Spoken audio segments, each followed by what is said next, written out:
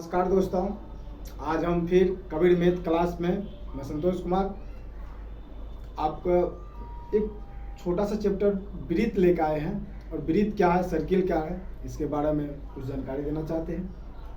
तो सबसे पहले हमको जानना है, कोई चीज़ पढ़ने से पहले उसको जानना चाहिए कि आखिर ये शब्द आया कहाँ से, वृत्त क्या है। तो वृत्त क्या है, हम कहने के लिए बोल दिए वृत्त क्या है। तो वृत्त को जानने के लिए हम लोग एक, जैसे समाज में, गांव में एक बैल रहता है या मवेशी कोई भी हो, उसको हम लोग क्या करते हैं, तो एक प्रकार का जिसे यहाँ फिक्स पॉइंट होता है, जिसको हम लोग देहात में उसको खुट्टा कहते हैं या पिलर कहते हैं।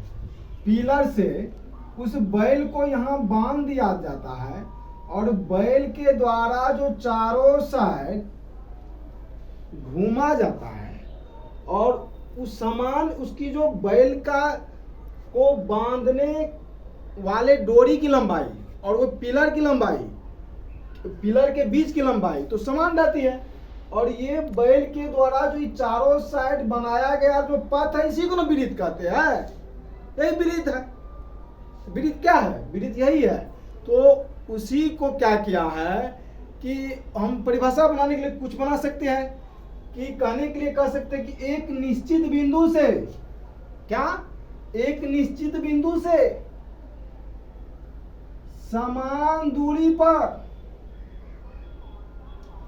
अनेक बिंदुओं से बनाए गए बिंदु पथ को हम वृत्त कहते हैं। वृत्त कहते हैं, सर्किल कहते हैं। जैसे देखिए, इसको हम क्या किए, एक फिक्स पॉइंट है, निश्चित बिंदु है, निश्चित बिंदु से समान दूरी पे हम जो है बिंदु पथ मतलब कहने की मतलब हुआ ये बिंदु पथ मिलाए समान दूरी पे, समान दूरी पे, समान दूरी पे, समान दूरी पे। ये क्या है, वृत्त, सर्किल है। इसी को हम वृत्त कहते हैं।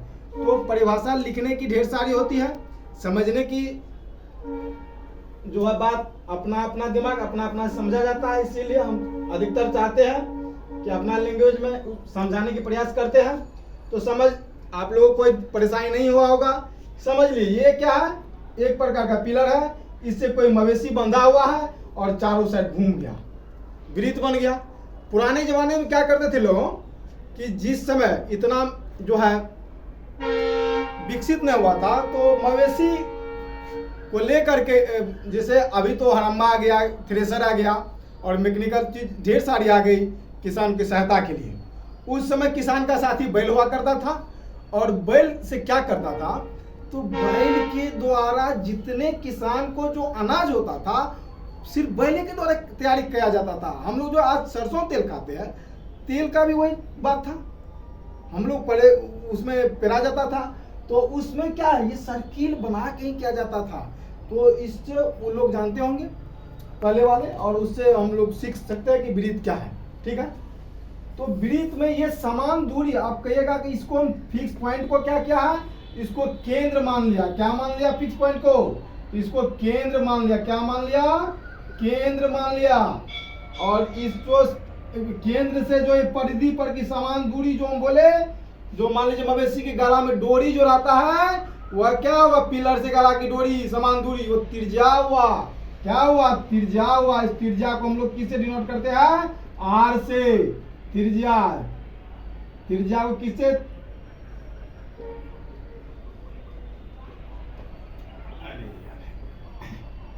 त्रिज्या को हम लोग डिनोट करते हैं आर से। ठीक है, ये त्रिज्या हुआ। अब इसमें ढेर सारी बात, जीवा आती है, व्यास। तो जीवा क्या है, व्यास क्या है, सब हम जानकारी दे रहे हैं। तो हम समझने के लिए समझ लिया कि क्या है वृत्त, क्या है। तो वृत्त क्या है, एक निश्चित बिंदु से, परिभाषा लिखने के लिए, समझने के लिए तो समझ लिए होंगे हमको, एक निश्चित बिंदु से समान दूरी पर मिलाए गए बिंदु पथ को हम वृत्त कहते हैं। ठीक है, ये क्या हुआ, ये केंद्र हुआ, और ये क्या हो गया, ये त्रिज्या हो गया। अभी हम बताए हैं अब क्या है कि वृत्त का जो परिधि है, परिधि पे दो बिंदुओं को जब हम मिलाएंगे, परिधि पर जब हम दो बिंदुओं को मिलाएंगे तो उससे मेरा जीवा उत्पन्न होता है। क्या होता है? जीवा। उसको हम जीवा कहते हैं। तो देखिए, जैसे दो बिंदु कहीं लीजिए, वृत्त पर दो बिंदु कहीं लीजिए और मिलेगा, ऐसा बात नहीं मिलेगा, मिलेगा। एक बिंदु यहाँ लिए, एक बिंदु यहाँ लिए, एक बिंदु यहाँ लिए, एक बिंदु यहाँ लिए, अरे मेरा अच्छा से नहीं बन पाया, इसीलिए मिलेगा, हल्का सा मिलेगा ही। ये क्या है? ये जीवा है, ये जीवा है, ये जीवा है, ये जीवा है, ये जीवा है, ये जीवा है, ये जीवा है, ये जीवा है, ये जीवा है। मतलब कहने की मतलब है वृत्त में कितने जीवा? अनंत जीवाएं। लेकिन आप तो ये कह सकते हैं ना कि वृत्त की सबसे बड़ी जीवा, तो सबसे बड़ी जीवा जैसे केंद्र होके जाएगा भैया, ये क्या हो जाएगा? व्यास हो जाएगा, मतलब 2r। यहाँ तक तो एक r था ना, यहाँ तक आ जाएगा तो 2r। तो वृत्त की सबसे बड़ी जीवा को हम व्यास कहते हैं। वृत्त की सबसे बड़ी जीवा व्यास होती है, ठीक है। और इसमें इसको हम व्यास बराबर क्या होता है? व्यास बराबर इसको हम d से डिनोट करते हैं और 2r होता है। या r बराबर लिखते हैं हम लोग, त्रिज्या बराबर क्या लिखते हैं कि d/2, मतलब व्यास का आधा त्रिज्या होता है, ठीक है। अब कहने की बात है कि वृत्त में त्रिज्या कितनी होती है, तो हम तो बता दिए त्रिज्या कोई लिमिट नहीं है। मवेशी का जो है डोरी जो रहता है पिलर से, कोई लिमिट, उसका तो लंबाई लिमिट रहता है, वो कितना कहाँ रुकेगा कहाँ घूमेगा लिमिट है। यहाँ घुमा वहाँ घुमा वहाँ, घूमते घूमते उसी के सर्किल में घूमना पड़ता है, ठीक है। अब ये क्या है? ये वृत्त की ये जो है ये बाहरी को हम परिधि करते हैं। अब एक बात और आता है, इसमें क्या आता है? एक शब्द आता है, कोई भी दुनिया का कोई भी चीज लीजिएगा, गोला वाला चीज, उसका पैमाश करने के लिए हमको पाई की जरूरत पड़ती है। पाई क्या? What is pi? पाई क्या? हम सबसे पहले जानेंगे पाई क्यों आया। पहले क्या होता था कि यदि गोलाई, सबसे पहले बात है कि त्रिभुज, चतुर्भुज, समतल, इधर उधर नाप, उसको पैमाइश करने के लिए, मापने के लिए हमको पाई की जरूरत नहीं पड़ती है। लेकिन जैसे कोई भी चीज गोला आएगा उसमें पाई की जरूरी पड़ेगी। तो पाई क्या है? पाई है जो उसको, जैसे पाई का कोई परिभाषा पूछेगा तो पाई क्या है?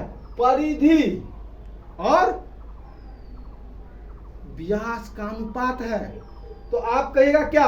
परिधि और व्यास। मतलब कहने का मतलब हुआ, ये तो जो परिधि हुआ ये 22 होगा भैया, समझ लीजिए। और ये व्यास जो होगा ये आपको कम से कम 7 लेना पड़ेगा, तब ये गोल बनेगा, नहीं तो गोल वृत्त नहीं बन सकता है। यही पाई क्या है ना, उसी का ये क्या है? एक प्रकार का जो वो जो है कांस्टेंट है, इसके अलावा नहीं बन सकता। जब तक इसको नहीं जानिएगा तो 22 क्या है, 7 क्या है? 22 उसका यदि परिधि है तो बीच में जो ये है व्यास, उस 7 रखना पड़ेगा। नहीं रखिएगा 7 तो आपका वृत्त नहीं बनेगा। कितना फॉर्मूला लगाइएगा, बनाइएगा वृत्त, बना जाएगा पंचभुज, बन जाएगा त्रिभुज, बन जाएगा चतुर्भुज, नहीं बनेगा पूरा। यही बाउंडेशन है, यही इसका जो है मतलब उसको पकड़ के रख ले है, जिससे कि वृत्त बन जाता है, नहीं तो वृत्त कहाँ बनेगा। यही सभी गोलाई में ये 22/7 यानी कि पाई कमाल करता है। पाई का मान इसीलिए 22/7 होता है। और पाई का क्या कहता है? पाई को कहते हैं, कभी कभी क्वेश्चन पूछता है, क्या पूछता है? पाई क्या है? पाई एक अपरिमेय संख्या है। पाई क्या है? पाई अपरिमेय संख्या। लेकिन उसका मान पाई क्या है? कोई पूछेगा सीधा एकदम एक बार जवाब दीजिएगा, पाई अपरिमेय संख्या है, अपरिमेय संख्या है। लेकिन पाई का मान क्या है? 22/7 क्या है? ये तो परिमेय संख्या है। क्या है? P/Q के रूप में है, ये परिमेय संख्या है।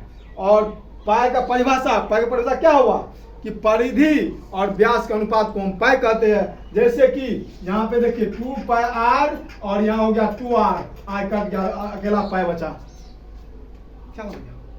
पाई हो गया। यही मतलब। अब इसके बाद देखिए इसमें ढेर सारी बात है और हम बताने जा रहे हैं थोड़ा।